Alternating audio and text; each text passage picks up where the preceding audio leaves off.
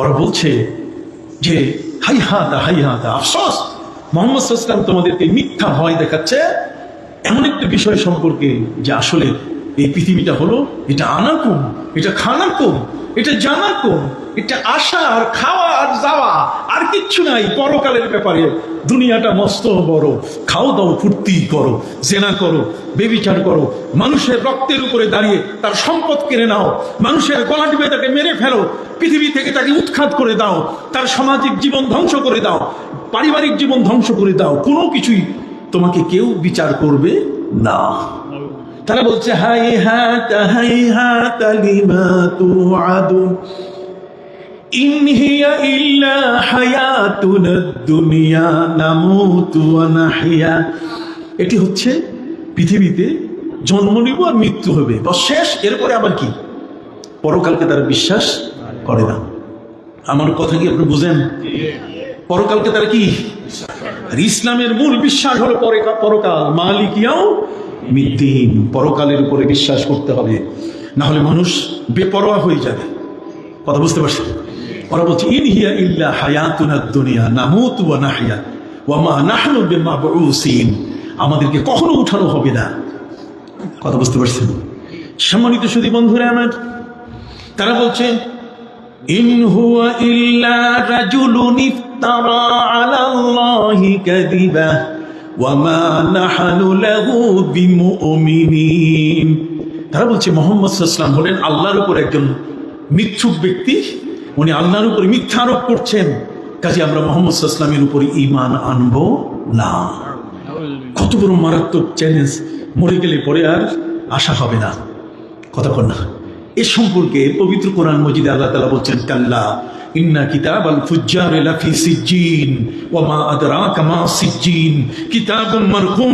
আবার সামনে বলছেন কাল্লা ইন্না কিতাবাল আবরারি লাফি ইল্লিয়িন।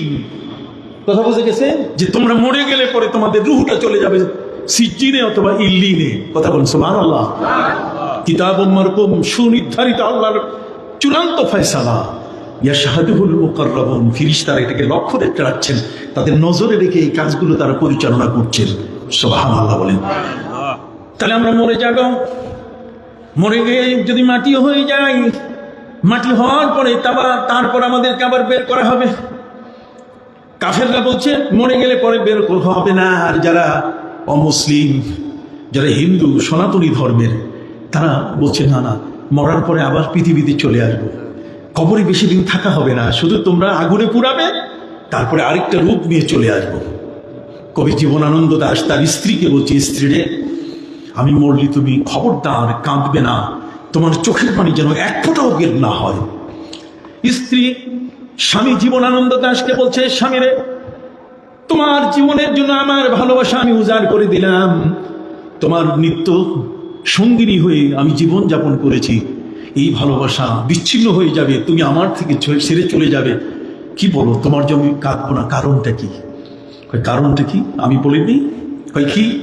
আবার আসিব ফিরে ধানসিঁড়িটির তীরে এই বাংলায়, আবার আসিব ফিরে ধানসিঁড়িটির তীরে এই বাংলায়, হয়তোবা মানুষ নয় শঙ্খচিল হয়ে শালিকের বেশে, হয়তোবা মানুষ নয় ভোরের কাক হয়ে নবান্নের দেশে।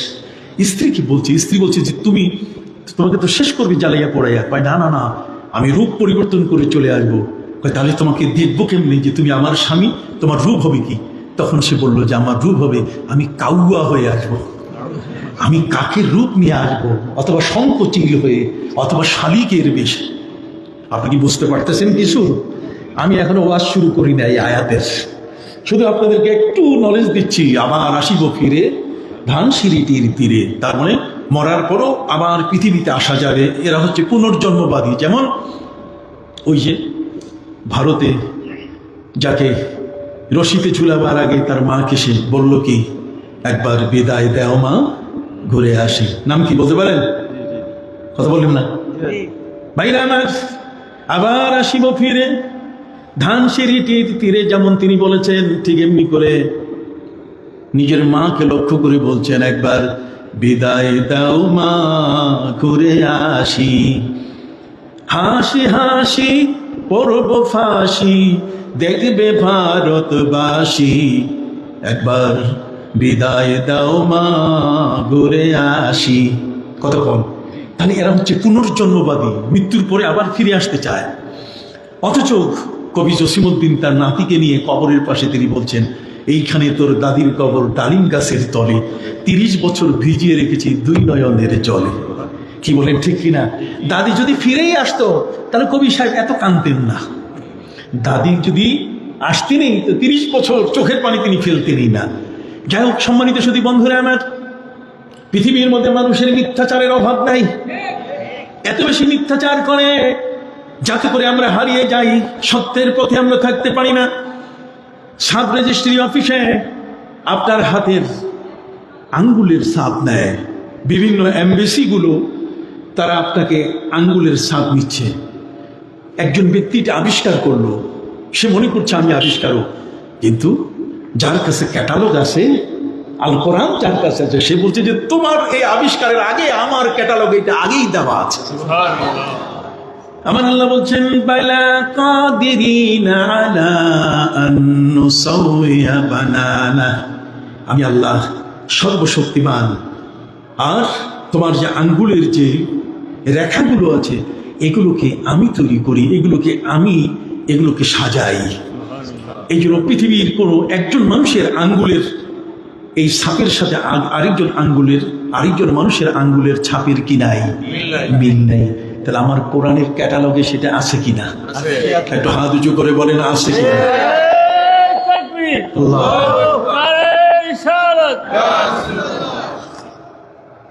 সম্মানিত সুধী, আসুন আমাদের প্রিয় নবী সাল্লাল্লাহু আলাইহি ওয়াসাল্লাম, তিনি হলেন এমন এক মহান রাসূল। আমার আল্লাহ বলেন, আমার নবীকে আমি যা শিক্ষা দিয়েছি এই পৃথিবীর কোনো কিছু বাদ রাখি নাই। প্রিয় নবী সাল্লাল্লাহু আলাইহি ওয়াসাল্লাম তিনি বলেন, আল্লামানি রব্বি ফাআহসানা তালিমি ওয়া আদাবানি রব্বি ফাআহসানা তাদিবি। আমার আল্লাহ আমাকে সর্বোত্তম শিক্ষা দান করেছেন। অতএব জ্ঞান ভান্ডারের এমন কোনো জায়গা বাকি নাই তোমরা আমি নবীকে প্রশ্ন করলে আমি উত্তর দিতে পারবো না। প্রতিটি বিষয়ের উত্তর তোমাদের কাছে আমি দিতে পারবো। আল্লাহ আমাকে সেই শক্তি দান করেছেন। সুবহানাল্লাহ বলেন, আরো জোরে বলেন সুবহানাল্লাহ। এই জন্য প্রিয় নবী সাল্লাল্লাহু আলাইহি ওয়াসাল্লাম তিনি মুক্ত কণ্ঠে ঘোষণা করেছিলেন যে পৃথিবীর কোন এই জগতের রাষ্ট্রবিজ্ঞানী বলেন, সমাজতন্ত্রবিদ বলেন, পৃথিবীর মধ্যে যদি কোনো রসায়নবিদ হয়, জীববিজ্ঞানবিদ হয়, কোনো জ্যোতির্বিজ্ঞানী যদি হয়, পৃথিবীর মধ্যে যদি কোনো নভোচারী হয়, পৃথিবীর মধ্যে ওই আকাশকে পরিপূর্ণভাবে যে ব্যক্তি নিজের গবেষণায় এনে একজন সৌরবিদ হয়েছেন, সেই ব্যক্তি যদি হয়, কিন্তু আমার নবী সাল্লাল্লাহু আলাইহি ওয়াসাল্লামের সামনে তার জ্ঞান যে তুলনা করা হয় তো নবীজির জ্ঞান কোটি কোটি গুণে সবার উপরে। পৃথিবীর মধ্যে কোনো ডাক্তারকে যদি বলা হয়, বলুন তো দেখি, যেই মাটির উপরে আমরা আজকে বাস করছি, যেই মাটির উপরে আমাদের বাগান, যে মাটির উপরে আমাদের পাহাড় নদী, কথা কোন না, যেই মাটির উপরে আমাদের ফসলাদি, যেই মাটির উপরে আমাদের রাস্তাঘাট, বড় বড় বিল্ডিং আমরা করেছি, সেই বিল্ডিং যে মাটিগুলোর আছে, সেই মাটিগুলো সৃষ্টি হয়েছে কি দিয়ে বলেন তো? মাটির সৃষ্টির মূল রহস্য কোথায়? কথা বুঝতে পারছেন? তারা এনিয়ে বেনিয়ে বুঝেন, তারা একটু সময় দেন, এটা নিয়ে একটু আমরা চিন্তা করি, গবেষণা করি। আরে গবেষণা করবে কি? তার আগে আমার ক্যাটালগে, আমার কোরআনে আল্লাহ বলে দিয়েছেন, আমার ক্যাটালগে আগে কি বলে দেওয়া আছে। বলবেন যে হুজুর ক্যাটালগের কথা বলতেছেন কেন? পবিত্র কোরআন মজিদ আল্লাহ পাক রব্বুল আলামিন কোরআন সম্বন্ধে বলে দিয়েছেন, وَنَزَّلْنَا عَلَيْكَ الْكِتَابَ تِبْيَانًا لِكُلِّ شَيْءٍ وَهُدًى وَرَحْمَةً وَبُشْرَى لِلْمُسْلِمِينَ। কেন কি আপনার উপরে এমন একখানা কিতাব নাজিল করা হয়েছে, এই কিতাবের কাছে সবকিছুর উত্তর সেখানে দেওয়া আছে। এই কিতাবের মধ্যে সমস্ত প্রশ্নের কি আছে? উত্তর আছে, জবাব আছে। পবিত্র কোরআন মজিদ আল্লাহ পাক রব্বুল আলামিন আরো পরিষ্কার করে দিলেন, মা ফাররাতনা ফিল কিতাবি মিন শাই। আমি কোরআনের মধ্যে তোমাদের কোনো কিছুর আলোচনা আমি বাদ দেই নাই। সুবহানাল্লাহ বলেন। অতএব নবীজি হলেন সেই কোরআনের বাহক, কোরআনের কোনো কিছু বাদ পড়ে নাই। আর সেই বাদ পড়ে নাই প্রতিটি বিষয়ের জ্ঞান যাকে আল্লাহ দান করেছেন, যার উপরে কোরআন নাজিল করেছেন, সেই নবীর কি সেই জ্ঞান নাই? আর আপনি কোথায়, কোন দলিলের ভিত্তিতে আপনি বলতে চান যে নবী ছিলেন মূর্খ, নবী ছিলেন বিভ্রান্ত? ফাহাদা, নবীকে আপনি পথভ্রষ্ট বলছেন, অনবহিত বলছেন। আপনি প্রিয় নবী সাল্লাল্লাহু আলাইহি ওয়াসাল্লামকে আপনি বলছেন যে তিনি লেখা পড়া জানতেন না। লেখাপড়া নবী জানতেন না। লেখাপড়া যদি নাই জানে তাহলে নবী কেমনে লেখা শিখাচ্ছেন? বলবো আমার নবী সাল্লাল্লাহু আলাইহি ওয়াসাল্লাম তিনি আরবি অক্ষরে লেখা শিখাচ্ছেন। তিনি বললেন বাসসিতিল বা ওয়া দাব্বিরিল মিম। প্রিয় নবী সাল্লাল্লাহু আলাইহি ওয়াসাল্লাম বললেন বা লিখতে গিয়ে লম্বা প্লেটের মতো লম্বা করে লিখবা, বা লিখবা লম্বা করে। এই জন্য যত ক্যালিওগ্রাফার যারা এই সমস্ত আয়াত অথবা আরবি লেখা লেখেন, ক্যালিওগ্রাফিও যারা করেন, আর্টিস্ট যারা, তারা তাদের কলমের মধ্যে বিসমিল্লাহ লিখতে গিয়ে আগে বাটা লম্বা করে লেখেন। প্রিয় নবী সাল্লাল্লাহু আলাইহি ওয়াসাল্লাম বলছেন বাসসিতিল বা, বাস শব্দের অর্থ প্রশস্ত করা, বাসসিতিল বা ওয়া দাব্বিরিল মিম, আর মিমটাকে গোল করে লিখবা। সুবহানাল্লাহ বলেন। তাহলে বা কেমনে লিখতে হয়? নবী যদি অক্ষরই না চিনেন, তিনি যদি আলিফ বা জিম এটাই যদি না চিনেন, তাহলে তিনি কেমনে বলেন বা লম্বা করে লেখো আর মিমটা পাখির ঠোঁটের মতো গোল করে লেখো? তাহলে বোঝা গেল আপনি যে ইউনিভার্সিটিতে পড়েছেন সেই ইউনিভার্সিটিতে এই জ্ঞানটা সেখানে নাই, অথবা আপনাকে বলা হয়েছে আপনি মনে রাখতে পারেন নাই, আপনার মগজ থেকে উড়ে গেছে। কথা বুঝতে পারছেন? সম্মানিত সুধী বন্ধুরা আমার, আমি বলতে চাই প্রিয় নবী সাল্লাল্লাহু আলাইহি সাল্লামের জ্ঞান তুলনা করার মতো ক্ষমতা আমাদের কি? আসেন দেখি কবিতার ভাষায় কি চমৎকার করে এই বিষয়টাকে তিনি তুলে ধরছেন। পৃথিবীর মধ্যে ফার্স্ট গ্রেডের যে মানুষগুলো, এ গ্রেড বি গ্রেড আছে কিনা? হ্যাঁ, এখানে এ গ্রেড বি গ্রেড না, একেবারে ফার্স্ট গ্রেড, আপার লেভেল, যার উপরে আর নাই। আপার গ্রেডের যারা, তারা হলেন নবী এবং রসুল। আমার মেম্বার সাহেবের চেয়ে চেয়ারম্যানের পরিধি বেশি, চেয়ারম্যান সাহেবের চেয়ে একজন এমপি সাহেবের পরিধি বেশি, একজন এমপি সাহেবের চেয়ে একজন মন্ত্রী, একজন রাষ্ট্রপতি মহামান্য, তার পরিধি কি বেশি। এইভাবে একের পরে এক আমার নবীর পরিচয়, তার জ্ঞানের সম্পর্কে যদি বলা হয়, তাহলে পৃথিবীতে আপার গ্রেডের যারা, সর্বোচ্চ মান, তারা হলেন নবী এবং রাসূল। সুবহানাল্লাহ বলেন। যাদের এক লাঠির আঘাতে লোহিত সাগরের নীল দরিয়ার পানি সরে গেছে, রাস্তা তৈরি হয়েছে। সুবহানাল্লাহ বলেন। যাদের হাতের ইশারায় আকাশের চাঁদ দ্বিখণ্ডিত হয়ে গেছে, সেই নবী এবং রসুল যারা, তাদের তো আঙ্গুলের শক্তি কম নয়। তোমরা এই পৃথিবী থেকে কখনো আকাশের চাঁদকে দুই টুকরা করার মতো শক্তি রাখো না। সুবহানাল্লাহ বলেন। সম্মানিত সুধী বন্ধুরা আমার, ডুবে যাওয়া সূর্যকে আবার আসর বানানোর ক্ষমতা তোমাদের কি? वो पत्थरों के टुकड़ों को कलीमा पढ़ाना, इशारे से सूरज को वापस बुलाना। वो पत्थरों के टुकड़ों को कलीमा पढ़ाना, इशारे से सूरज को वापस बुलाना। दरख्तों को अपना कदम पे झुकाना, ये हुकूमत नहीं है तो फिर और क्या है। सुबहानाल्लाह। হাতে আবু জাহেল বড়ি রেখেছিল, নবী বলছেন পাথর, পাথরই হয়ে গেছে, বড়ি আর বড়ি থাকে নাই। ডুবে যাওয়ার সূর্য কি হয়েছে? হযরত আলীর জন্য আসর হয়ে গেছে। গাছপালা নবীর কদমে ঝুঁকে পড়েছে। এটি হচ্ছে তার শাসন ক্ষমতা। সুবহানাল্লাহ বলেন। সম্মানিত সুধী, সেই প্রিয় নবী সাল্লাল্লাহু আলাইহি সাল্লাম কেমন?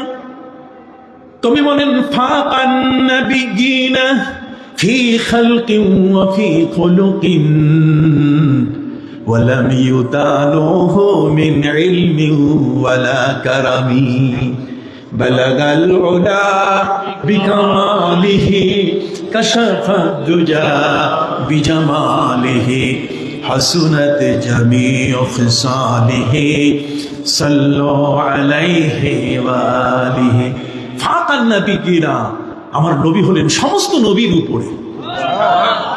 ফাকান নাবিয়িনা, এরিস্টটল, ডেল কার্নেগি, প্লেটো, কতক্ষণ না এই পৃথিবীর মাও সেতুং আল-লেনিন বলেন, পৃথিবীর যত মানুষ আপনি বলেন না কেন, জগতের মধ্যে জ্ঞানের জগতে যারা যারা বিচরণ করেছেন, এই সমস্ত জ্ঞানের জগতে বিচরণকারীদের প্রথম আপার গ্রেডে হলেন নবী রাসূল। ফাকান নাবিয়িনা ফি খালকিন ওয়া ফি খুলুকিন ওয়া লাম ইউদানুহু মিন ইলমিন ওয়ালা কারামি।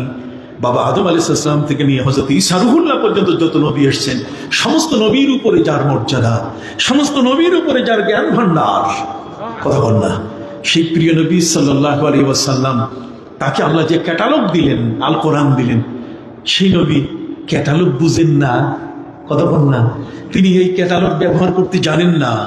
তাহলে তিনি কিভাবে প্রশ্ন করলেন, সালু আন্নি, সালু আন্নি উজিবু লাকুম, তোমরা আমার কাছে প্রশ্ন করো, আমার কাছে প্রশ্ন করো, তোমাদের প্রশ্নের উত্তর দিয়ে দিব। ইটালির রোম থেকে 40 জন ক্যাথলিক, ইটালির রোম থেকে 40 জন ক্যাথলিক নবীর মদিনায় এসেছে। নবীজি ইসলামের রাষ্ট্র পরিচালনার একটি খবর ভাইরাল হয়ে গেছে সারা বিশ্বে, সারা পৃথিবীতে সবাই জেনে ফেলেছে যে মোহাম্মদ ইসলাম এমন একটি দেশের তিনি শাসন ব্যবস্থা পরিচালনা করেছেন যেই দেশে কোনো জেলখানা নাই। কি নাই? হলো না? একটু সবাইকে বলতে হবে, কি নাই? জেলখানা না থাকা মানে চোর নাই, ডাকাত নাই, সেখানে সুব্রত বাইন নাই, কুত্তা আসলাম নাই, গলাকাটা আজিজ নাই, কথা বল না, সেখানে দুষ্ট দুরাচার পাপিষ্ট পাপাচারী, পৃথিবীর মধ্যে অন্যায়কারী, পৃথিবীর মধ্যে এই ধরনের পাপিষ্ট দুষ্ট দুরাচার নাই। তিনি সব থেকে মুক্ত করে ফেলেছেন। সুবহানাল্লাহ বলেন। তিনি এমন এক মহান নবী, যেই মহান নবী সাল্লাল্লাহু আলাইহি সাল্লামের রাষ্ট্র এত চমৎকার ভাবে তিনি পরিচালনা করছেন, যেটা দেখার জন্য পৃথিবীর থেকে 117টি দল পর্যায়ক্রমে নবীর দেশ ভিজিট করতে এসেছিল। কত? 117। মনে রাখবেন, মৌলভী সাহেব তো গান গায় এখন ওয়াজে, আর না হলে সিনেমা দেখে ওয়াজ করে, কথা বুঝেননি না? কোরআনই যথেষ্ট, কোরআনই কি যথেষ্ট। হযরত ওমর ফারুক রাদিয়াল্লাহু তাআলা আনহু নবী করিম সাল্লাল্লাহু আলাইহি ওয়াসাল্লামের সামনে তৌরাতের একটা সেরা পৃষ্ঠা পড়তেছিলেন। তৌরাতের সেরা পৃষ্ঠা হযরত ওমর ফারুক রাদিয়াল্লাহু তাআলা আনহু তিনি নবীজির দৃষ্টি আকর্ষণ করতে গিয়ে বলছিলেন, হে নবী, তৌরাতের এই লাইনের মধ্যে এই আইনটার কথা বলা আছে। নবী শোনার সাথে সাথে তার মুখ মলিন হয়ে যাচ্ছে। নবীজি মুখ ফিরালেন অন্যদিকে। হযরত ওমর সেদিকে গিয়ে বলছে, হুজুর, তৌরাতের এই সেরা পৃষ্ঠার মধ্যে এই লাইনে এই আইনের কথা আছে।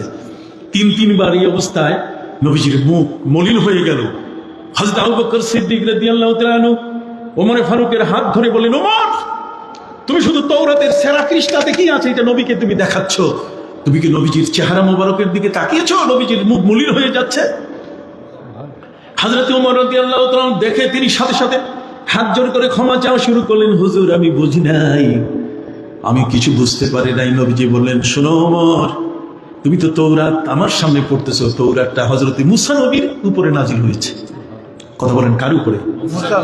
প্রিয় নবী সাল্লাল্লাহু আলাইহি ওয়াসাল্লাম বললেন, লাউ কানা মুসা হাইয়ান লাত্তাবানি, যদি এখন এই মুহূর্তে আমার সামনে মুসা থাকতেন, তাহলে মুসা আমার সামনে তৌরাতের কোনো কিছুই পাঠ করতেন না। সেরা পৃষ্ঠা তো দূরের কথা, তৌরাত তিনি আমার সামনে পাঠ করতেন না, তিনি কোরআন পড়ে আমাকে শোনাতেন। সুবহানাল্লাহ। লাউ কানা মুসা হাইয়ান লাত্তাবানি, খুব মনে রাখবেন। অতএব যেখানে কোরআন, সেই কোরআনের কাছে আর এই জাতির কোনো চাহিদা নাই। পৃথিবীর কোনো মানুষ কিয়ামতের আগ পর্যন্ত কোনোদিন চাইবে না যে আরেকটি নতুন আসমানি কিতাব আসুক। পৃথিবীর কোনো মানুষ আর কখনো চাইবে না যে আরেকজন কোনো নবী আসুক। আমাদের কোরআন যেমন এনাফ, যথেষ্ট, আমাদের নবীও তেমন কি যথেষ্ট। কথা বুঝতে পারছেন? অত জ্ঞান বিজ্ঞানের জগতে, বিশ্বজগতের যা কিছু বিষয় যদি কেউ প্রশ্ন করতে চায়, নবীজিকে প্রশ্ন করলে তারা প্রশ্ন করতে পারে। ইটালির রোম থেকে 40 জন ক্যাথলিক, খ্রিস্টান, রোমান ক্যাথলিক নবীর মদিনায়, নবীর দেশ দেখতে এসেছে, যেই দেশে কোনো জেলখানা নাই। কষ্ট হচ্ছে আপনাদের কি নাই? আমার নবীজি সাল্লাল্লাহু আলাইহি ওয়াসাল্লামকে সাহাবায়ে কেরাম বলে, হুজুর, ইয়া বড় বড় মানুষ, চোখগুলো বিড়ালের মতো, গা ফর্সা, আমাদের সাইজের সাথে মিল নাই। কথা বল না, আমেরিকান যেগুলো আছে এগুলো আমাদের সাইজের সাথে মিল হবে না, সাইজের সাথে মিল নাই, কিছুটা পার্থক্য হবে। প্রিয় নবী সাল্লাল্লাহু আলাইহি ওয়াসাল্লামকে তারা বললেন যে ওরা এসছে আপনার সাথে সাক্ষাৎ করতে, নবীজি একটু সাক্ষাতের ব্যবস্থা হবে কিনা, তারা আপনাকে ভিজিট করতে এসছে আপনার দেশ।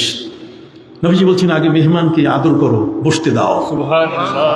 সাহাবা ইকরাম বলেন হুজুর মেহমানকে বসাবো কোথায়, আপনার তো কোনো গেস্ট হাউস নাই, রেস্ট হাউস নাই, আপনার কোনো বাংলো নাই, আপনার ঘরের মধ্যে এমন কোনো লিভিং রুম, কথা বুঝে গেছে, আপনার যে খুব বড় ধরনের কিছুই নাই। আপনার সাথে আম্মাজান খাদিজাতুল কুবরা যখন বিয়ে বসলেন তখন আরবের মেয়েরা আম্মাজান খাদিজাকে টিটকারি করেছিল, মজাক করেছিল, ক্রিটিসাইজ করেছিল যে তুমি জম্মের ঠকা ঠকছো, এত টাকা এত পয়সা খাদিজা, তোমার অর্থের অভাব নাই, আর তুমি এমন একজনকে বিয়ে করলে যার ঘরের বিছানার চাদরটা সেরা, যার ঘরের বিছানার চাদর কি সেরা ফাটা, তার সাথে তুমি বিয়ে বসছো, তুমি জম্মের ঠকা ঠকছো।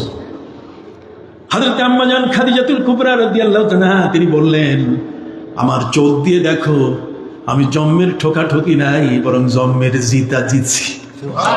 আমার সে বেশি কেউ জিততে পারি নাই, নবী আমার ঘরের সাথী। সুবহানাল্লাহ বলেন। আমি আমার জীবনে তাকে ইনটেক পেয়েছি, যদিও এর আগে আমার দুবার বিবাহ হয়েছে, আমার সন্তানরা তার মাধ্যমে। সুবহানাল্লাহ বলেন।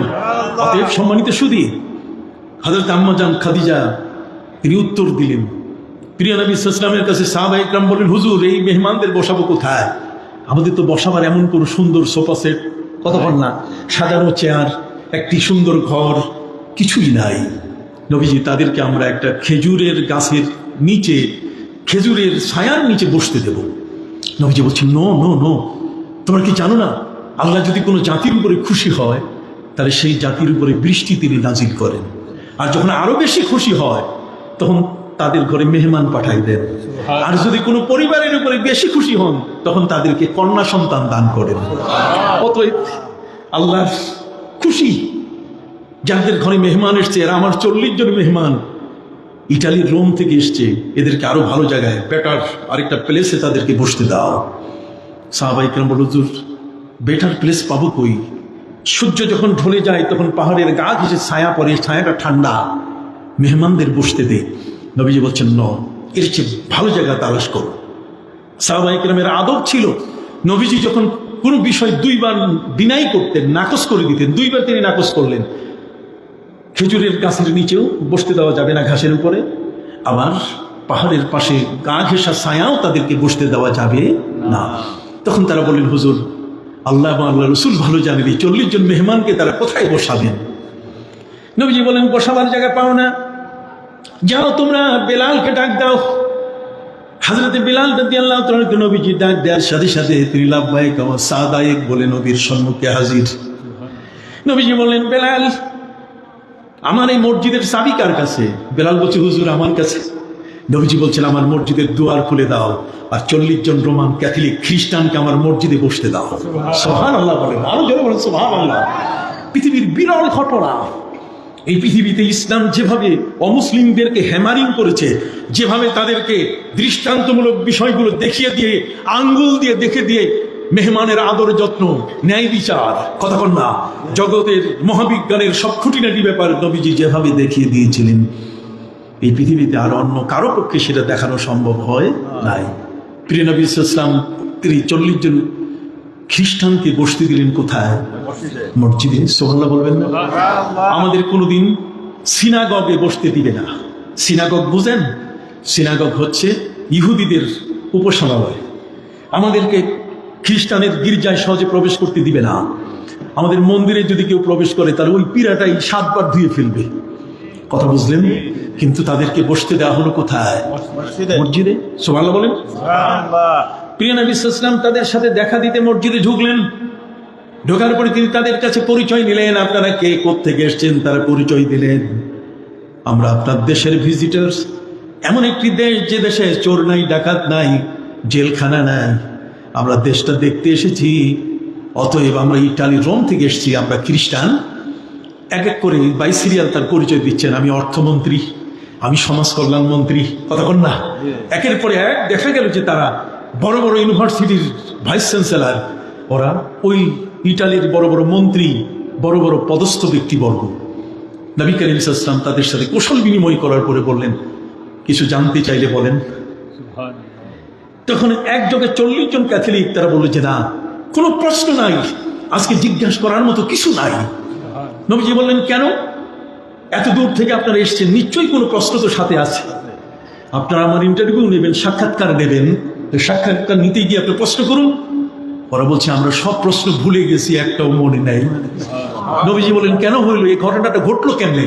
কয় ঘটনা ঘটছে যে আপনি আমাদেরকে এমন একটা জায়গায় বসতে দিয়েছেন, সেন্সিটিভ জায়গা, মসজিদের মধ্যে বসতে দিয়েছেন, যে নবী এত উদার হতে পারে, সেই নবীর জন্য মানুষ তো পাগল হবেই, এটা স্বাভাবিক। জগৎ তার জন্য পাগল হয়ে যাওয়াটা অস্বাভাবিক কিছু নয়। প্রিয় নবী সাল্লাল্লাহু আলাইহি ওয়াসাল্লাম তারপরে বললেন যে কিছু থাকলে কিছু প্রশ্ন করো। তখন মসজিদের ভিতরে একজন লোক দাঁড়িয়ে বলছে, ইয়া রাসূলুল্লাহ মান আবি, হে নবী বলেন তো আমার বাপকে। বড় কঠিন এবং জটিল প্রশ্ন, ডিএনএ টেস্ট না করে সহজে বাপ বাইর করা কঠিন। কতক্ষণ সম্মানিত শুধু বন্ধুরা আমার, প্রিয় নবী সাল্লাল্লাহু আলাইহি ওয়াসাল্লাম তিনি বলে দিলেন, তোমার বাপের নাম হলো হুযাফা, আবু হুযাফা। লোকটি অ্যাস্টনিশড হয়ে গেল, কিরে আমার বাপের নাম তিনি জানেন? নবী করিম সাল্লাল্লাহু আলাইহি ওয়াসাল্লাম তিনি বলেন যে তোমরা যখন আমার উপরে দরুদ পড়ো, কেউ যখন পড়ে, ফিরিস্তা যখন আমার হাতে দেয়, তখন আমি ওই লোকটাকেও চিনি, তার বাবাকে চিনি, তার বংশ চিনি, তার 14 বংশ আমি চিনি। সিদরাতুল মুনতাহায় ওখানে ওই বড়ই গাছের পাতার মধ্যে তার পুরা বংশটি আমি চিনি। আমার নবী হলেন সেই নবী। সুবহানাল্লাহ বলবেন না? অতএব ডেপথ কোনো জ্ঞানের গভীরতা সম্পর্কে যদি জানতে হয়, তাহলে কোরআনের ক্যাটালগ ছাড়া কোনোদিন একজন ব্যক্তি, একজন বিজ্ঞানী হয়তো একটা চক্ষু নিয়ে গবেষণা করেছেন, চক্ষু বিজ্ঞানী হয়ে গেছেন, কিন্তু দাঁত নিয়ে তিনি অত গবেষণা করেন নাই। কথা বল না, যিনি দাঁত নিয়ে গবেষণা করেছেন তিনি হার্ট নিয়ে গবেষণা করেন নাই। যিনি হার্ট নিয়ে গবেষণা করেছেন তিনি লিভার নিয়ে গবেষণা করেন নাই। যিনি লিভার নিয়ে গবেষণা করেছেন তিনি কিডনি নিয়ে গবেষণা করেন নাই। কথা বল না? তাহলে যে ব্যক্তি এই পৃথিবীর মধ্যে মানুষের দেহ, তার কোথায় কি আছে না আছে, এর বিষয়গুলো সম্পূর্ণভাবে করতে পারেন নাই, কিন্তু আমার নবীকে যদি প্রশ্ন করা হয়, তিনি বলছেন সালুহান্নি, প্রশ্ন করো, এনিথিং, এনি কোশ্চেন, তোমার যত ধরনের প্রশ্ন আছে কোনো ভাববার দরকার নাই, মনে এসেছে আমাকে জিজ্ঞেস করো, আমি উত্তর দিয়ে দিব। ইভেন কি বাইতুল মুকাদ্দাসের দরজা এবং জানালা কয়টা, গ্রিলের মধ্যে শিক, লোহার শিক কয়টা লাগানো আছে? নবীকে প্রশ্ন করা হয়েছে, নবীজি মেরাজ থেকে ফিরলেন, আরবরা মানতে চাই নাই। নবী করিম সাল্লাল্লাহু আলাইহি ওয়াসাল্লাম বলছেন, ওয়া কুরিবতু মা কুরিবতু, এত বেশি আমি বিচলিত হয়ে গেলাম যে আমি তো কোনোদিন বাইতুল মুকাদ্দাসে ওই জানালা কপাট গোনার জন্য যাই নাই, আমার মেরাজ হচ্ছিল। আল্লাহ বললেন, হে নবী কোনো চিন্তার কারণ নেই, আমি তো সব রিলে করে দেখাবো, টেলিভিশনের আয়নার মতো সব চোখের সামনে হাজির করে দিব। আপনি বলে দেন জানালা কয়টা, কপাট কয়টা, ইভেন যদি প্রত্যেকটা গ্রিল সম্বন্ধে জিজ্ঞাসা করে তাও নাম্বার উঠবে, আর আপনি সাথে সাথে বলে দিয়ে দেন। সুবহানাল্লাহ বলেন। অতএব সম্মানিত শুধু মহাগ্রন্থ কোরআনের ক্যাটালগে কি আছে, এই বিষয়ের আলোচনা অনেক লম্বা। কি বলেন, ঠিক কিনা? এটা সাধারণ একজন বিজ্ঞানী কোন একটা বিষয়, একটা দাঁত নিয়ে গবেষণা করছেন, চোখ নিয়ে তার খবর নাই, চোখ নিয়ে গবেষণা করছেন, মগজ নিয়ে তার কি খবর নেই। আর আমার নবী সাল্লাল্লাহু আলাইহি ওয়াসাল্লাম বলছেন, সালুয়ান্নি, প্রশ্ন করো, উত্তর দেব। নবীকে ওই রোমান ক্যাথলিকদের থেকে প্রশ্ন করা হলো, নবী বলেন তো চাঁদের গায়ে কালো দাগটা কিসের? হে নবী বলেন তো চাঁদের গায়ে কালো দাগটা কিসের? আল্লাহর নবী সাল্লাল্লাহু আলাইহি ওয়াসাল্লাম তিনি তাদেরকে বললেন, কেন এই বিষয়ে তোমাদের কোনো বক্তব্য আছে কিনা? তারা বলল, সবার মধ্যে প্রচারিত হয়ে আছে, ওইখানে একজন বুড়ি চরকায় সুতা কাটতেছে, কম্বল বানাইতেছে, জাম্পার বানাইতেছে, সোয়েটার বানাইতেছে, এখনো পাই নাই, ডেলিভারি এখনো হয় নাই। কথা বল না, দাগটা কিসের? নবী করিম সাল্লাল্লাহু আলাইহি ওয়াসাল্লাম তিনি বললেন, ওই দাগটা হলো জিবরিল আমিনের ডানার আঘাতের দাগ। কোন বিজ্ঞানীর কাছে এই তথ্য আছে? আসেন আমাদের ক্যাটালগে আছে কিনা, কোরআনের কোরআনিক ক্যাটালগে আছে কিনা? আছে কিনা বলেন না? আছে। আমি আপনাকে শোনাই দিচ্ছি। পবিত্র কোরআন মজিদে আল্লাহ পাক রব্বুল আলামিন বলেন, ওয়াজআলনাল লাইলা ওয়ান নাহারা আয়াতাইন ফামাহাউনা আয়াতাল লাইলি ওয়াজআলনা وجعلنا آية النهار مبصرة لتبتغوا فضلا من ربكم ولتعلموا عدد السنين والحساب. প্রিয় নবী সাল্লাল্লাহু আলাইহি ওয়াসাল্লাম পবিত্র কোরআন দিয়ে তাদেরকে বললেন, শোনো, আল্লাহ তাআলা যখন সূর্য এবং চন্দ্র সৃষ্টি করেছেন তখন দুইটারই পাওয়ার, এর তাপের যে উত্তাপটা এটা সমান ছিল। তাপের যে ক্ষিপ্রতা, কথা বল না, যে ফারেনহাইট তাপ যেটা, এটার মধ্যে যে আলোর যে গতিটা, দুইটারই কি ছিল? সমান ছিল। যদিও পবিত্র কোরআন মাজিদে আল্লাহ পাক রব্বুল আলামিন বলেন, হুয়াল্লাযী জাআলাশ শামসা দিয়াআন ওয়াল কামারা নূরা। আল্লাহ বলেন, ওই মহান সত্তা যিনি সূর্যকে প্রদীপ বানিয়ে দিয়েছেন। সূর্যকে কি লাইট বানাই দিয়েছেন, হ্যাঁ, ওয়াল কামারা নূরা, আর চন্দ্রটাকে তিনি আলোকিত পাত্র, রেডিয়াম লাইট বানাই দিয়েছেন। জোরে বলেন সুবহানাল্লাহ। একটু দরুদ শরীফ পড়েন, সাল্লাল্লাহু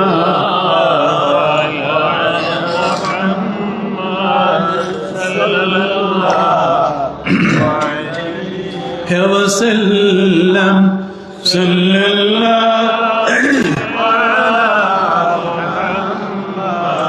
صلى الله عليه جبريل أتى ليلة إسراء والرب دعا لحضرته صلى الله على محمد صلى الله عليه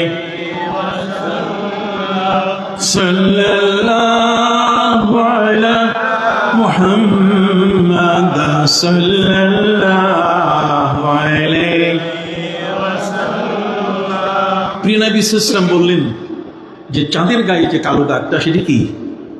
জিবরিল আমিনের ডানার আঘাতের কি দাগ। তার অর্থ হলো আল্লাহ তাআলা দুইটাই, সূর্য চন্দ্র একই তাপ দিয়ে সৃষ্টি করলেন, আলো দুইটারই সমান ছিল। আল্লাহ পাক রব্বুল আলামিন বললেন, এই দুইটাকে আমার নিদর্শন বানিয়ে দিয়েছি, কিন্তু আমি যাদের জন্য নিদর্শন বানিয়েছি তাদের কষ্ট দিয়ে আমার নিদর্শন পৃথিবীতে বহাল করব তা কিন্তু নয়। আমার এই বান্দারা, এরা দুর্বল, সারাদিন কাজ করে রাত্রে ঘুমাবে, আর এটা যদি ওই নরওয়ের মতো যদি একবারে সমান আলো থাকে, কতক্ষণ না, তাহলে এরা তো ঘুমাতে না পারলে এরা তো পরের দিন কাজের মধ্যে কোনো শক্তি পাবি না। তাদের অবসাদ, তাদের যে ক্লান্তি, এটার অবসাদ ঘটতে হবে, ক্লান্তিটা দূর হতে হবে। অতএব ও জানলা নাউমাকুম সুবাতা, আমি ঘুমকে তাদের জন্য প্রতিষেধক বানিয়ে দিয়েছি। যদি ঘুমটাকে আল্লাহ না দিতেন তাহলে পৃথিবীর মধ্যে মানুষ একদিনও বাঁচত না, সবগুলো এই না ঘুমাইয়া মরা শুরু করতো। আপনি সুবহানাল্লাহ বলেন না কেন? তাহলে রাতের দরকার আছে কিনা? আপনি না বললে তো হবে না। রাতের দরকার আছে কিনা? রাত না হলে আজকে এখানে বসতে পারতেন? দিন হলে সবাই এদিক সেদিক, পিক আওয়ার। দিনটা হচ্ছে পিক আওয়ার, আর রাতটা হচ্ছে একেবারে ফুল আওয়ার, আপনার জন্য ফ্রি আওয়ার। এটা ফ্রি।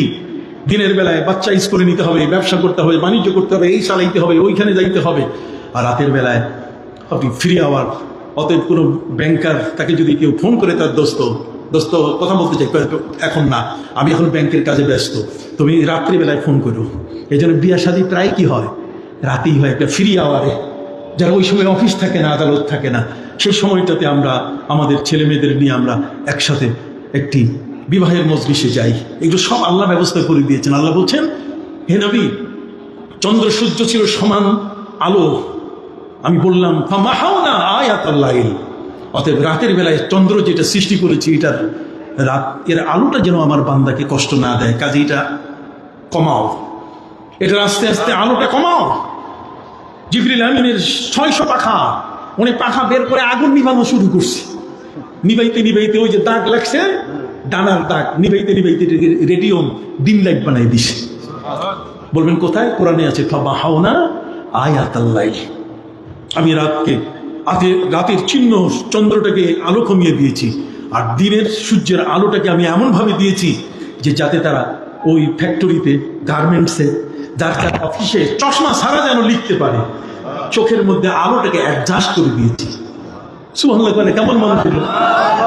পবিত্র কোরআন মাজিদে আল্লাহ বলছেন, ফামাহাউনা আয়াতাল লাইলি ওয়াজআলনা আয়াতান নাহারি মুবসিরাতান। মুবসিরা শব্দের অর্থ চোখের পাওয়ারটাকে অ্যাডজাস্ট করে দেওয়া। কথা বুঝতে পারছেন? অ্যাডজাস্ট করে দিয়েছি, আর এটা পরিবর্তন করলাম। রাতের বেলায় চাঁদের আলোটা দিনের আলো নয়। এটা এই কারণে যাতে কাঠ সাবাইয়া মেয়ের বিবাহের দাওয়াত দিতে পারো, নিজের বিবাহের ব্যাপারে মানুষের কাছে দাওয়াত দিতে পারো, তুমি যেন মাস এবং বছর গণনা করতে পারো। লিতাআলামু আদাদা সিনিনা ওয়াল হিসাব, তুমি যেন ডায়েরি খাতা তৈরি করতে পারো। না হলে জীবনে তুমি ক্যালেন্ডার তৈরি করতে পারতে না যদি আমি রাত দিন না করতাম। কথা বল না? তাহলে ক্যালেন্ডারের জন্ম নিছে কি দিয়া? চন্দ্র এবং কি সূর্য দিয়া। সুবহানাল্লাহ বলেন না? চন্দ্র এবং কি সূর্য দিয়া। অনেক লম্বা কথা। আপনি বলবেন যে হুজুর এগুলো আপনি কিভাবে বলতেছেন? আরে বলবো না। আমার বাবা আমার মা, আমি যখন জন্ম নিই, আমি জন্ম নিলে পরে আমি আস্তে আস্তে বড় হচ্ছে। আমার বাবা ছিলেন ডাক্তার আর আমার মা ছিলেন একজন মৌলভী সাহেবের মেয়ে। আমার বাবা ডাক্তার, উনি চাইছিলেন যে আমি একজন যেন ডাক্তার হই। বুঝতে পারলেন? আমি যখন একটু বড় হয়েছি, আমার বাবা আমার মাকে প্রস্তাব করলেন ছেলেটাকে ডাক্তার বানাবো। মা বলছে আমি একে একটু আলেম বানাইতে চাই। আমার বাবা বলছে ডাক্তার হলে ভিজিটে পকেট ভর্তি হয়ে যাবে টাকা দিয়া, আর একটা করে যদি প্রেসক্রিপশন ধরায় দেয়, ইউরিন টেস্ট, স্টুল টেস্ট, কথা বলতে নেই, ব্লাড টেস্ট, এতগুলো টেস্ট যদি ধরায় দেয়, তাহলে ব্লাড তো রেডি হয়ে আছে। কথা বল না? ব্লাড কি রেডি হয়ে আছে। অতএব আমার ছেলেটা পকেট ভর্তি সবসময় আরামে থাকবে, বউ ঘ্যান ঘ্যান করবে না। কথা বুঝতে পারছেন? আমার মা বললেন যে দেখুন যেটি হোক না কেন, ওকে আমি এই পৃথিবীতে এমন একজন আলেম বানাতে চাই যাতে আমার এবং আপনার জানাজাটা পড়াই দিতে পারে, মানুষের কাছে যেন সে দোয়া নিতে পারে। আমার বাবা তো ডাক্তার, তার মাথার মধ্যে শুধু ডাক্তার, কিন্তু মা মৌলভী সাহেবের মেয়ে, তার মাথার মধ্যে মাদ্রাসা। কথা বোঝেন নাই? দুইজন দুই পাশে। আমার বাবা সিদ্ধান্ত নিয়ে নিলেন আমাকে স্কুলে পড়াবেন। উনি আমার জন্য শার্ট আর আমার জন্য ফুল প্যান্ট কিনে নিয়ে আসলেন। আর আমার মা যে খবর পাইয়া বাজার থেকে উনি টুপি, পাঞ্জাবি আর পায়জামা কিনে নিয়ে আসছে। এই দুইজনের মধ্যে শুরু হয়ে গেছে মহা ডিবেট। তাই বলে মনে করবেন না যে আমার মা ঝগড়াটে ছিল। সম্মানিত শুধু মা বাবা দুইজনে মিলে শেষ পর্যন্ত আমার মা বুঝেন যে আমার বাবার সাথে উনি কোনোদিন তর্কে পারবেন না, সিদ্ধান্তে তিনি আগাতে পারবেন না। আমার মা পা ধরে বললেন ছেলেটাকে একটু আলেম বানাতে চাই, আপনি ওই বিষয় থেকে বাদ দিয়ে আপনি আমার প্রতি একটু দয়া করেন। আমার বাচ্চাটাকে আমি দেখবো, ওর মাথায় টুপি আছে, ওকে দেখবো, ওর গায়ে একটা ইসলামের পোশাক আছে। আমার বাবা রাজি হলেন না। সে রাজি হওয়াতে আমি এইরকম মাদ্রাসায় লেখাপড়া করে আজকে এখানে বসেছি।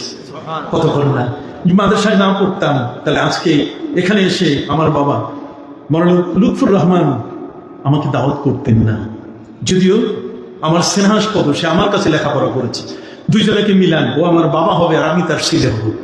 কথা বুঝেন নাই? তার মানে তার অর্থ হলো যে মাদ্রাসা পড়ে একটা মানুষ দেউলিয়া হয় না, মাদ্রাসা পড়ে একজন ব্যক্তি বাচাল হয় না। মাদ্রাসা পড়া মানুষটা পৃথিবীর শ্রেষ্ঠ মানুষ হয়। কতক্ষণ সে ওয়ারাসাতুল আম্বিয়া হয়, নবীর ওয়ারিস হয়। তার হাতে আছে জানাজা, তার হাতে আছে মসজিদের ইমামতি। কতক্ষণ না? তার হাতে একজন হাফেজের হাতে আছে কিয়ামতের ময়দানে শাফাআতের দায়িত্ব। কি বলেন ঠিক কিনা?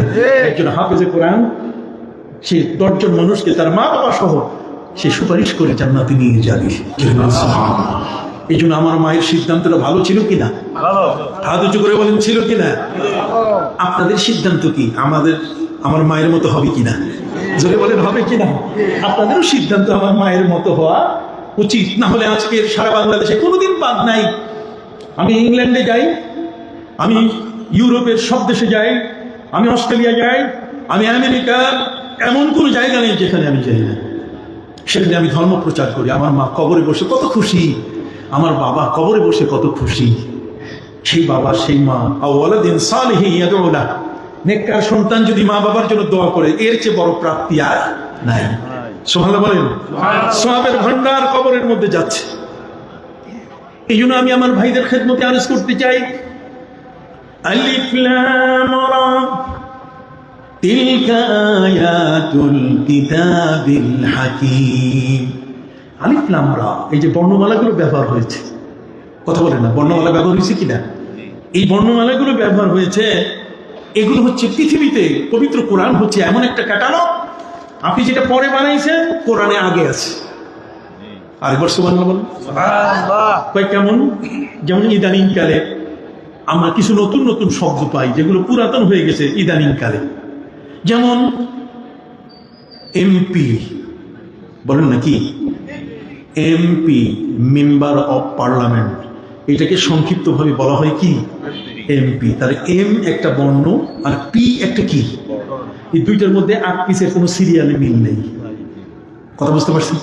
ঠিক এমনি ভাবে যিনি আমাদের থানার দায়িত্বে আছেন, ভারপ্রাপ্ত কর্মকর্তা, অফিসার ইনচার্জ, আমরা তাকে বলি ও সি।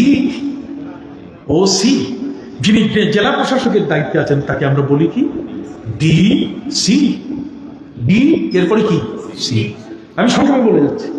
সম্মানিত ডিসি বলি। আসেন, আমাদের যত পরীক্ষা আছে এই পরীক্ষাগুলোকে আমরা বর্ণমালা দিয়ে বলি SSC, HSC, BA, BEd, MA, MEd, বলি কি না? এমফিল, পিএইচডি, কথা বলা আমরা বলি কি না? তাহলে শিক্ষাক্ষেত্রে বর্ণমালার ব্যবহার। আসেন ব্যাংকিং ক্ষেত্রে, সেখানে ব্যবহার আছে।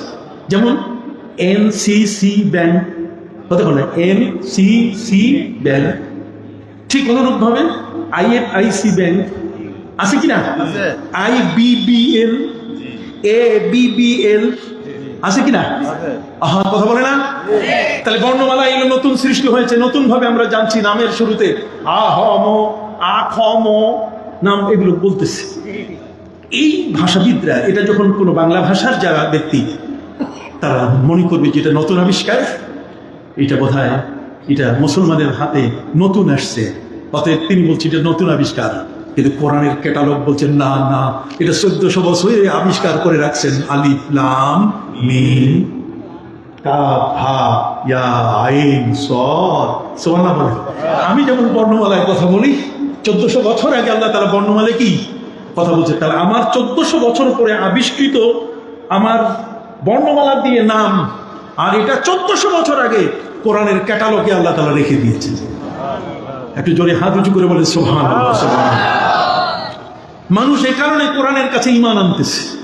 কোরআনের পাশে যালিকাল কিতাবু লা রাইবা ফীহ, এই কোরআনের মধ্যে কোনো সন্দেহ নাই।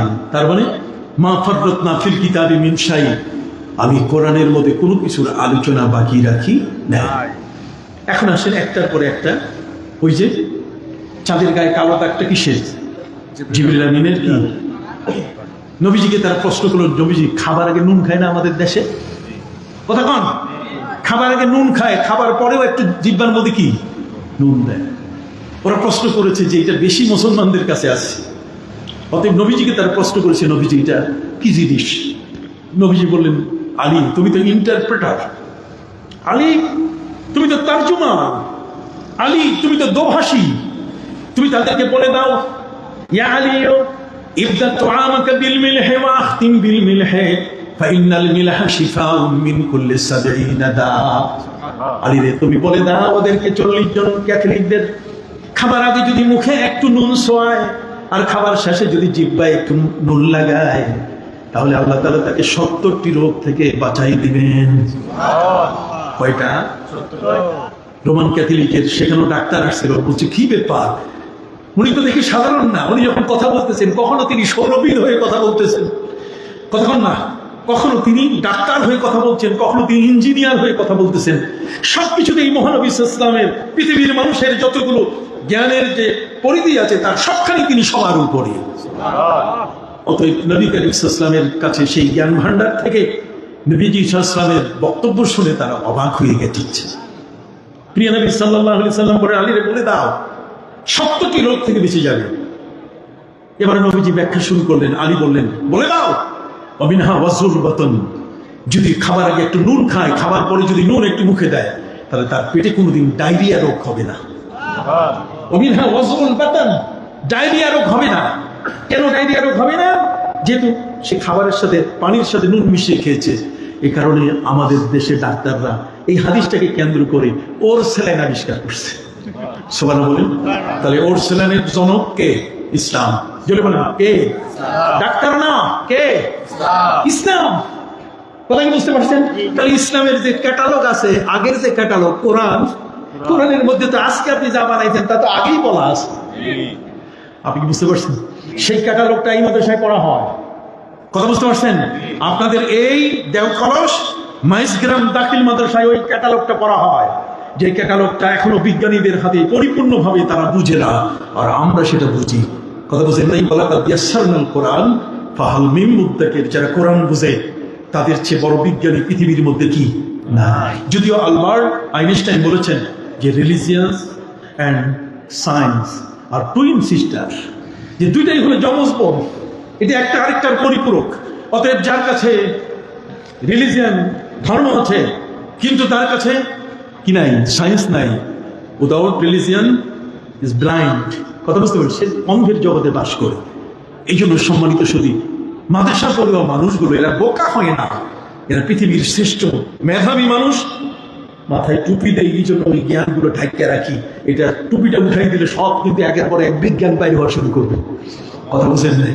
এটা এত বেশি চাপ, ঊর্ধ্ব চাপ।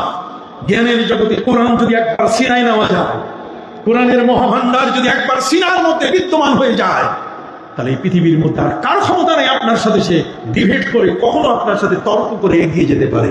সে কোরআনের কাছে পরাজিত হয়ে যাবে। যেমনটা সেই যুগের কবিরা ও কাস মেলায় তাদের সর্বশ্রেষ্ঠ সিরিয়ালের 1, 2, 3 কবির নাম, কবির কবিতাগুলো কাবা করে টাঙ্গানো হয়েছিল। হজের সময় মানুষ এসে দেখবে যে এবার ওকাস মেলায় কবিদের পাণ্ডিত্যের প্রথম নম্বরে কে, দ্বিতীয় কে, তৃতীয় কে। আর সেখানে মহাগ্রন্থ আল কোরআনের সূরা কাউসার লাগাই দেওয়ার সাথে সাথে এমনি এমনি 3 জনের ফার্স্ট, সেকেন্ড, থার্ড মাটিতে পড়ে গেছে। আর কোরআনের সূরা কাউসার সেখানে লাগানো। বাস্তবে তার বলতে বাধ্য হয়েছে, ইন্না হাযা লাইসা মিন কালামিল বাশার, ইন্না হাযা লাইসা হুয়া কালামুর রাব্বিল বাশার।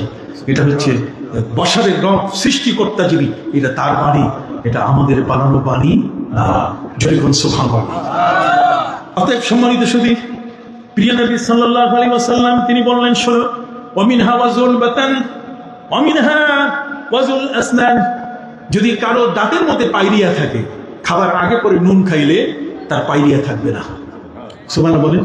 নবী করিম সাল্লাল্লাহু আলাইহি ওয়াসাল্লাম বললেন, যদি খাবার আগে নুন খায়, খাবার পরে নুন খায়, তাহলে তার চামড়ার মধ্যে যদি শ্বেতি রোগ হয়, সাদা চামড়া যদি হয়, এই চামড়া সাদা থাকবে না, সেটা পূরণ হয়ে যাবে।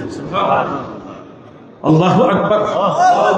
সেই কোরআন পড়ি না, এমন বিদ্যা পড়ি যেটাতে দাঁড়াইয়া গ্যারাস ফায়ার করে, দাঁড়াইয়া পেশাব করে। অথচ যে ইসলাম আমাকে বলে দিয়েছে যে দাঁড়িয়ে পেশাব করলে তোমার কিডনি নষ্ট হয়ে যাবে, দাঁড়িয়ে পেশাব করলে তোমার কিডনি কি নষ্ট হয়ে যাবে, তোমার এই দুটো দুই দিকে একটা ডান আর একটা কি বাম, ডান হাত আর বাম হাত, ডাইন পা কি বাম। আপনি ডাইন পা দিয়ে একটা ফুটবল শট দিবেন, দেখবেন বহু দূর যাবে, বাম পা দিলে বেশি দূর যাবে না। কিন্তু এটা সমন্বয় আল্লাহ তাআলা করে দিয়েছেন।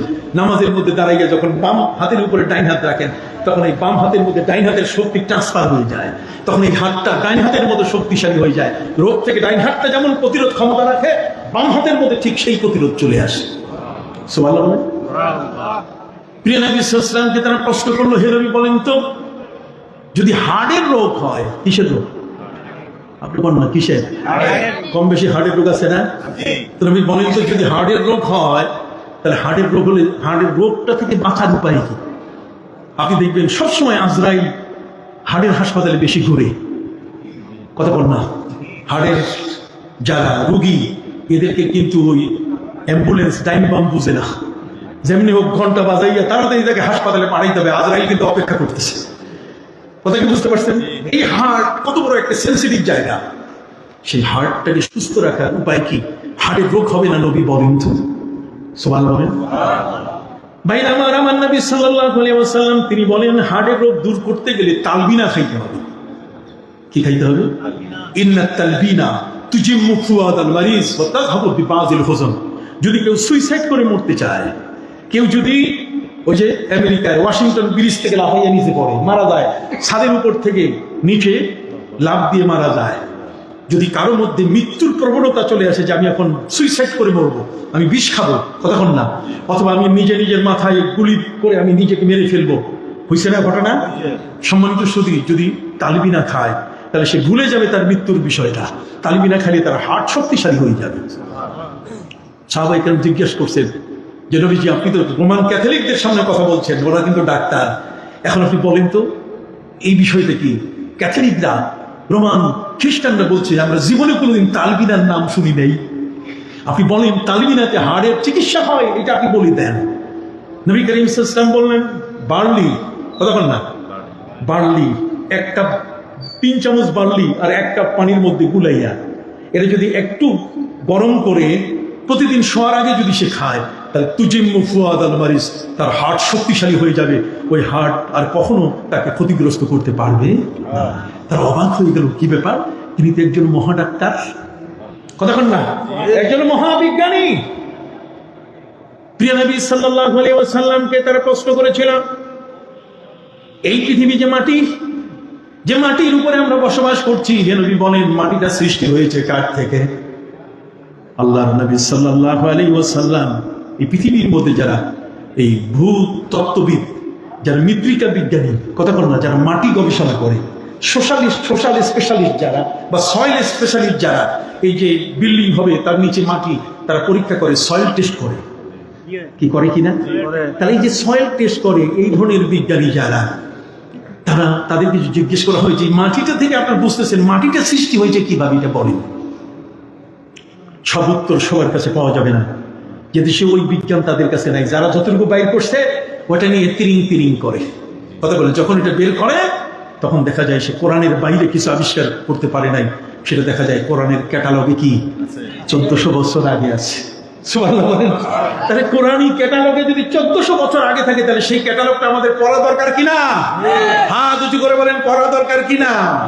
এইখান থেকে এখন এমএ পাস হচ্ছে, এখান থেকে এখন বিচারক হচ্ছে, এখান থেকে এখন ম্যাজিস্ট্রেট হচ্ছে, এইখান থেকে এখন জানাজা পড়াতো, সবকিছু দুনিয়া আখিরাত, রব্বানা আতিনা ফিদ দুনিয়া হাসানা ওয়া ফিল আখিরাতি হাসানা, দুইটাই এখান থেকে হচ্ছে। কেন আপনার সন্তানদের আপনি দিবেন না? আপনারা আপনাদের সন্তানদেরকে এমন এক জায়গায় দিবেন যাতে করে সে আল্লাহ আল্লাহ করে, কি বলেন ঠিক না? আল্লাহর পরিচয় যার অন্তরের মধ্যে থাকবে, কথা বোঝা গেছে, সেই ব্যক্তিই তো প্রকৃত অর্থে জীবনটাকে সে সবভাবে বাঁচাতে পারবে। সুন্দরবনের মধ্যে একজন ব্যক্তি আরেকজনকে সে মেরে ফেলার জন্য পিস্তল উঁচা করেছে, সে তাকে মেরে ফেলবে, কেউ তাকে বাধা দেওয়ার মতো নাই, কোনো র্যাব নাই, আর্মি নাই, কোনো দারোগা নাই, পুলিশ নাই, কেউ নাই, কে তাকে ঠেকাবে? ওই মুহূর্তে ওই ব্যক্তিকে একমাত্র ঠেকাতে পারে আল্লাহর ভয়। কার ভয়? আরো জোরে বলেন, কার ভয়? আল্লাহর ভয়।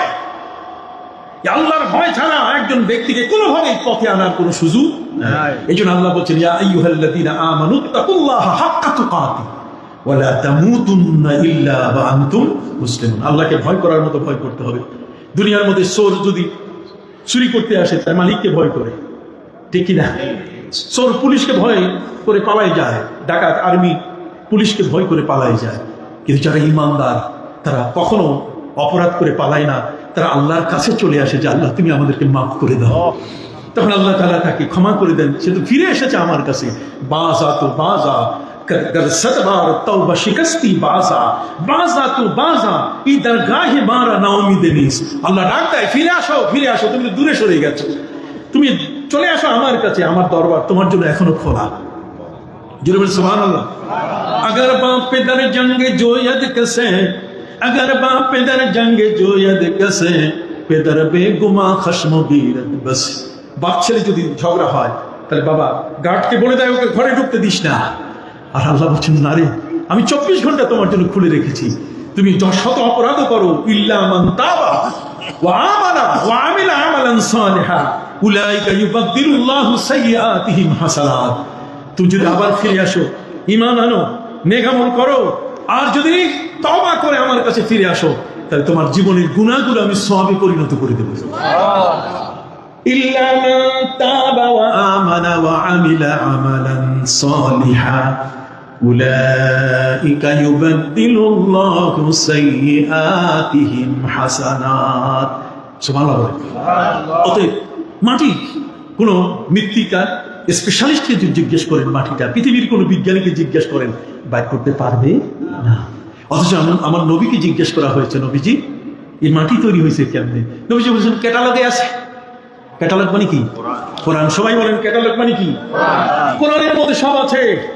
কোরআনের মধ্যে কি আছে? পবিত্র কোরআন মজিদে আল্লাহ পাক রব্বুল আলামিন বলেন, وجعلنا من الماء كل شيء حي وجعلنا من الماء كل شيء حي আমি পৃথিবীতে সমস্ত জিনিস সৃষ্টি করেছি পানি দিয়ে। কি দিয়ে? না না, আপনারা সবাই বলতেছেন না, মন খারাপ করছেন, একটু জোরে বলেন না। সমস্ত জিনিস সৃষ্টি হয়েছে কি? আমরাও তো পানি দিয়ে সৃষ্টি হয়েছি। ইয়াখরুজু মিন বাইনিস সুলবি ওয়াত তারাইব, কথা বলেন না? আমরা মিন মাইন দাফিকিন ইয়াখরুজু মিন বাইনিস সুলবি ওয়াত তারাইব, বাবা আর মায়ের মাধ্যমে আমরা পৃথিবীতে এসেছি, সেখানেও ব্যবহার হয়েছে কি? পানি। সম্মানিত শুধু পবিত্র কোরআন মাজিদে বলছেন, আল্লাহ বলছেন ওয়াজআলনা মিনাল মাই কুল্লা শাইইন হাই, আমি প্রত্যেকটা জিনিস পানি দিয়ে সৃষ্টি করেছি। অতএব পৃথিবীটাতে আল্লাহ প্রথম পানি সৃষ্টি করেছেন। এই পানি সৃষ্টি করে তার মধ্যে তরঙ্গ ঢেউ তৈরি করে, এই ঢেউয়ের আসার এতে ফেনা তৈরি হয়েছে। ওই ফেনাটাকে আল্লাহ জমিন বানাইছেন, এটা দোলনার মতো দুলতেছিল। এখানে আল্লাহ তাআলা তার সবচেয়ে শ্রেষ্ঠ মাখলুক, পৃথিবীর সর্বশ্রেষ্ঠ সৃষ্টিকে তিনি বসবাস করতে দিবেন। অতএব আল্লাহ তাআলা তার উপরে কি দিলেন? আওতাদা ওয়াল জিবাল আওতাদা, তিনি সেখানে পাহাড় পিলার হিসাবে দিয়ে দিলেন যাতে না নড়ে। সুবহানাল্লাহ বলেন। কি পৃথিবীর মধ্যে যদি বিজ্ঞানীদের বলেন যে পাহাড়গুলো সৃষ্টি হয়েছে কেন, বলেন দেখি, একটু পরে বলবো, তার মানে খবর নাই। আর আমার ক্যাটালগে 1400 বছর আমার ক্যাটালগে আছে, আছে কিনা? আমার জন্য বলেন আছে কিনা? সম্মানিত সুধী, পানির মধ্যে তরঙ্গ সৃষ্টি করে আল্লাহ পাক রব্বুল আলামিন পানির মধ্যে তরঙ্গ সৃষ্টি করে সেখানে তার দ্বারা ফেনা তৈরি করলেন। আর ফেনা তৈরি করার পরে সেখানে জমাট করে মাটি বানালেন। তাহলে পানি থেকে মাটি তৈরি হলো। পানির উপরে আল্লাহ পাক রব্বুল আলামিন যে মাটিটা তৈরি হয়েছে সেটা পাহাড় দিয়ে এটাকে স্থির করে দিলেন। কথা বলুন। এখন নবী করিম সাল্লাল্লাহু আলাইহি ওয়াসাল্লামকে জিজ্ঞেস করা হয়েছে, নবীজি আপনি পানি দিয়ে মাটি তৈরি করা হলো, তাহলে পানির উপরে মাটি, তাহলে মাটির নিচে কি আছে? পানি আছে। যদি বলেন মাটির নিচে কি আছে? তাহলে ওই পানিটা কার উপরে? এটা পৃথিবীর কোনো বিজ্ঞানী যদি পারে, আমি তার বড় ধরনের পৃথিবীর একটা সেরা চকলেট খাওয়াবো। কথা বল না, জীবনও পারবে না, পারবে না। যদি মহাবিজ্ঞানী আমার নবীকে বলা হয়, তাহলে আমার নবী সাল্লাল্লাহু আলাইহি ওয়াসাল্লাম তার উত্তর দিয়ে দেবেন যে এই জগতের যত সৃষ্টি, এই যতগুলো জিনিস এই পৃথিবীতে, পৃথিবীর মধ্যে নদ নদী পাহাড় সাগর নগর ফল ফলাদি গাছগাছালি, ইভেন কমলা লেবু থেকে নিয়ে যা আছে, আপনার চায়ের বাগান সহ যা কিছু আছে, এই সব কিছু আল্লাহ তাআলা মাটির উপরে সৃষ্টি করেছেন। কিন্তু মাটিটা পানির উপরে, তাহলে পানিটা কার উপরে? নবী করিম সাল্লাল্লাহু আলাইহি ওয়াসাল্লাম বলছেন পানিটাকে আল্লাহ তাআলা বাতাসের উপরে ভাসায় রাখছেন। সুবহানাল্লাহ, খুব আস্তে হইল। কার উপরে? বাতাসের উপরে। তাহলে বাতাসের উপরে ভেসে আছি। কখন যদি বাতাস আসলে যদি তার পাঞ্চার হয়ে যায়, ওর যদি স্ট্রেংথ, তার মধ্যে যে একটা শক্ত আকর্ষণ আছে, এটা যদি সে ছেড়ে দেয় তো ফট্টস একেবারে সবগুলা তলায় যাব, একটাও থাকবে না। কথা বল না সুবহানাল্লাহ। আল্লাহ পাক রব্বুল আলামিন তার প্রিয় নবী সাল্লাল্লাহু আলাইহি ওয়াসাল্লাম, তাকে যদি কেউ প্রশ্ন করে যে আল্লাহ তাআলা পৃথিবী বানাইছেন কয় দিনে, পৃথিবীর কোন বিজ্ঞানী বলতে পারবে না। আকাশ, এখনো আকাশে যাইতে পারে নাই, চাঁদের দেশে যাইয়া ঘুরে আসছে, মঙ্গল গ্রহে এখনো খালি পাথফাইন্ডার পাঠাইতেছে, ছবি আনতেছে, কিন্তু এখনো যেতে পারে নাই। এখনো 11টা গ্রহ, সূর্য চন্দ্র, তার পাশে যাওয়া মানুষের বড় কঠিন। কি বলেন ঠিক কিনা? অথচ আমার নবী সাল্লাল্লাহু আলাইহি ওয়াসাল্লাম তিনি সেই তার বুকের ক্যাটালগ নিয়ে আল্লাহর আরশে আজিম পর্যন্ত তিনি 7 আসমান ভেদিয়া, 7 আসমান অতিক্রম করে আরশের মেহমান হয়ে তিনি ফিরে এসেছেন। অতএব সেই কোরআন, সেই মহা গ্রন্থ আল কোরআনের শিক্ষা যেখানে, আমরা সেখানেই থাকবো। আপনি কি রাজি আছেন? হাত উঁচু করেন, রাজি আছেন? এই জন্য আমি আমার ভাইদের খেদমতে আরজ করতে চাই, প্রিয় নবী সাল্লাল্লাহু আলাইহি ওয়াসাল্লামকে এমন অসংখ্য প্রশ্ন করেছিল সেই ইটালির রোম থেকে আসা 40 জন ক্যাথলিক। তারা দেখেছে আসলে তো উনি সাধারণ না। উনি একটা প্রশ্ন দিতে গিয়ে বলবেন যে আমি একটু দেখি, 2 দিন পরে উত্তর দিব, তা না, একেবারে নগদ।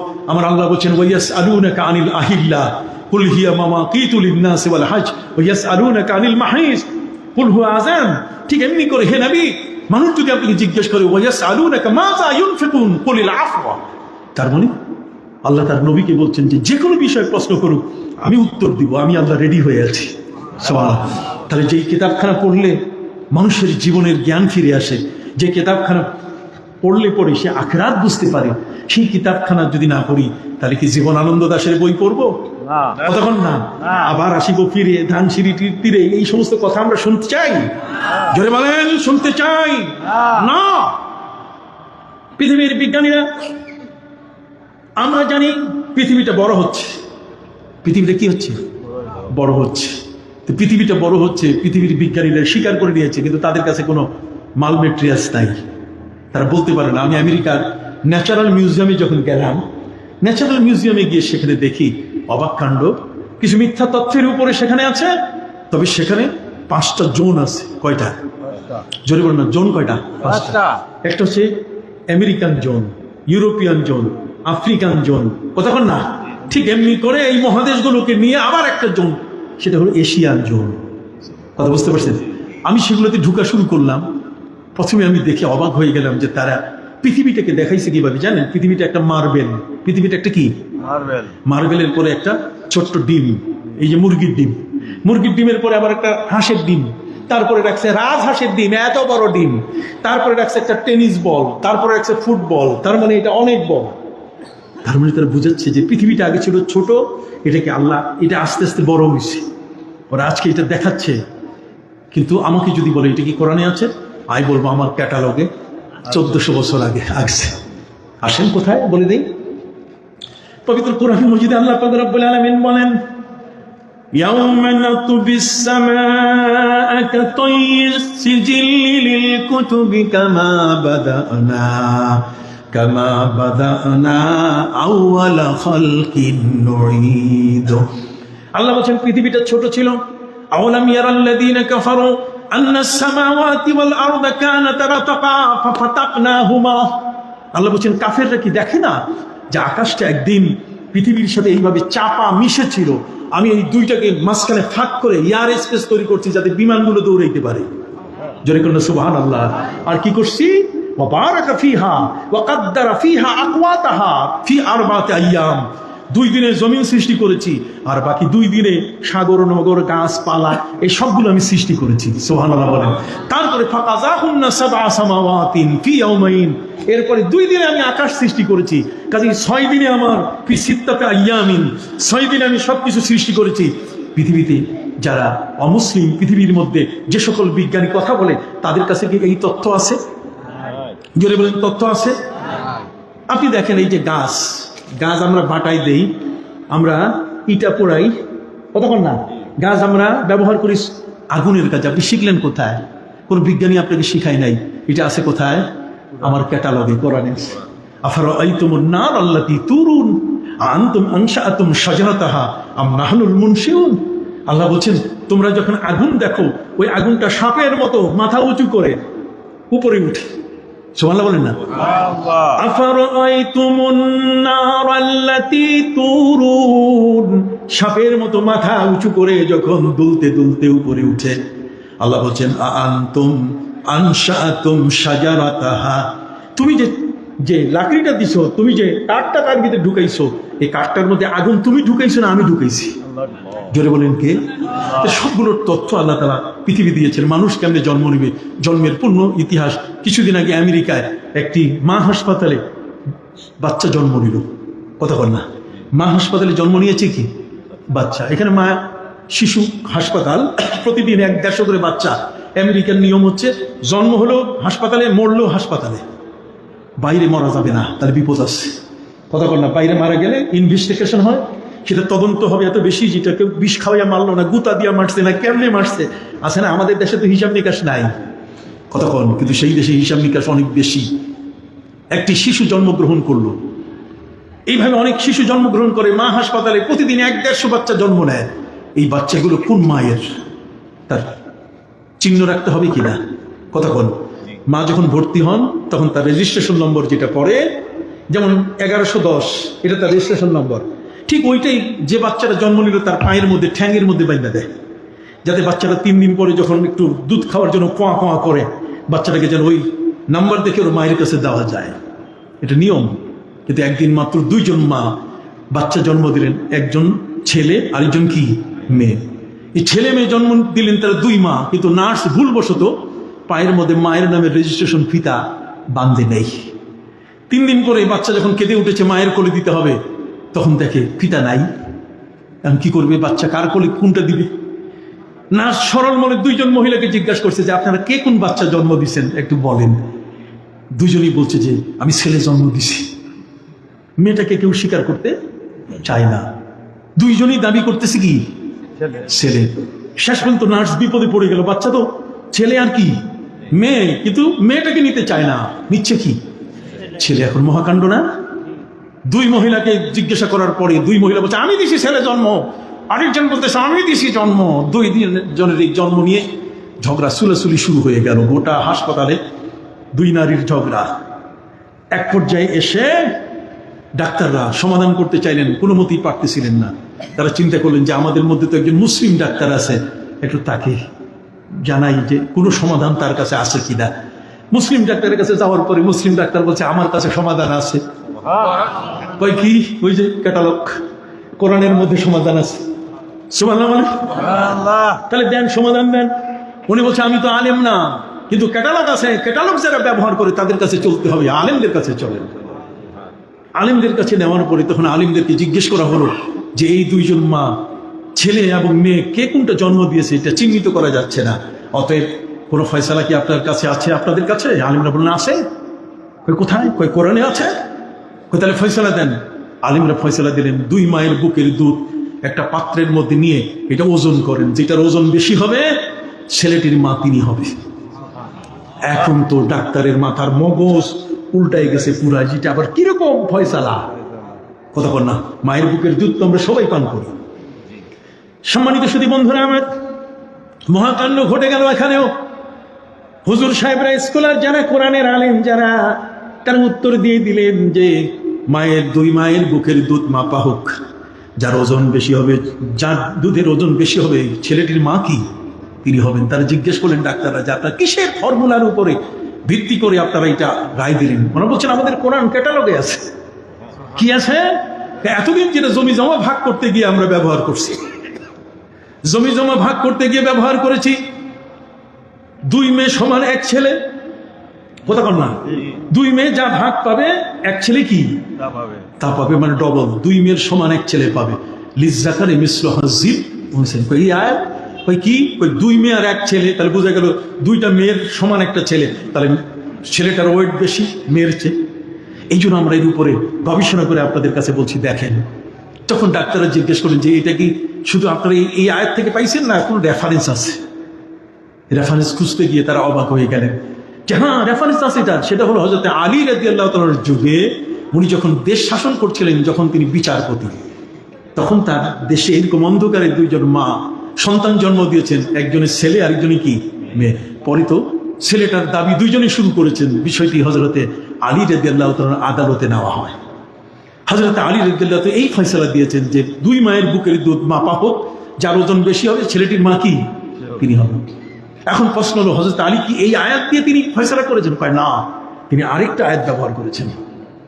পবিত্র কোরআনের আরেকটি আয়াত আল্লাহ বলছেন, ফাস্তাশহিদু শাহিদাইনি মির রিজালিকুম ফাইন লাম ইয়াকুনা রাজুলাইনি ফারাজুলুন ওয়া ইমরাআতান। বিবাহের ক্ষেত্রে, তালাকের ক্ষেত্রে সাক্ষী হতে হবে দুইজন পুরুষ। কয়জন? দুইজন না পাওয়া যায়, কথা কন না। তাহলে একজন পুরুষ আর দুইজন কি মহিলা। তাহলে বোঝা গেল দুইজন মহিলা সমান কি একজন পুরুষ। তাহলে মহিলার চেয়ে পুরুষের ওয়েট কি বেশি। আপনি সুবহানাল্লাহ বলতেছেন না? অতএব সম্মানিত সুধী, মহাগ্রন্থ আল কোরআন এমন একখানা কিতাব, আলিফ লাম মিম তিলকা আয়াতুল কিতাবিল হাকিম। এটি হচ্ছে একটি মডার্ন, প্রতিদিন প্রত্যেকটি প্রশ্নের উত্তর দিচ্ছে কোরআন, কিন্তু সেই কোরআনটাকে আমরা ব্যবহার করছি না। আজকে এই মাদ্রাসায় এখন সায়েন্স চলে এসছে। আমাদের এই মাদ্রাসাগুলোতে এখন বিজ্ঞান পড়ানো হয়, বিজ্ঞান বিভাগ আছে, বিজ্ঞানের বই পুস্তক আছে, কোরআন হাদিসের পাশাপাশি বিজ্ঞানের মহাসমাহার। অতএব আমি আশা করি আপনারা আপনাদের সন্তানদেরকে এখানে দেবেন এবং তারা সর্বোচ্চ শিক্ষা নেবে। এটা পাশ করার পরে তার ইউনিভার্সিটি পড়তে বাধা নাই, প্রথমে কোরআন